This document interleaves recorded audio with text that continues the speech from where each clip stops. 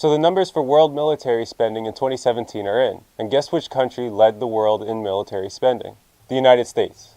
And it wasn't even close. In 2017, the United States spent $452.3 billion higher than the next highest country in China and $526.1 billion higher than the third highest country in Saudi Arabia. The fact that the United States is this far ahead of every other country in terms of military spending is not surprising in the least, because 2016 painted a very similar picture. In 2016, the United States spent $611 billion on its military, which was $395 billion higher than the next highest country in China and $542 billion higher than the third highest country in Russia. The United States had and has a bloated military budget. Unfortunately, we, the United States, spend our money bombing people, going to war, and making people's lives worse, when we could be actually doing something good with our money and making people's lives better by doing things like joining the many countries around the world and guaranteeing healthcare to all of our people as a right, and joining the many countries around the world and making public colleges and universities tuition free. You know, no one ever talks about this. Our military budget, our bloated military budget.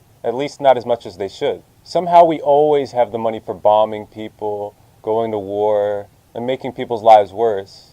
But when it comes to helping people and making people's lives better, like making public colleges and universities tuition free, and making healthcare a human right by providing universal healthcare, we never seem to have the money. Universal healthcare and tuition-free public colleges are pie in the sky. It can't happen. Yes, it's bad that thousands of people die per year due to lack of health coverage. And yes, it's bad that there are a lot of people swamped with student loan debt. But where are we going to get the money? That's what the critics always say. Where are we going to get the money?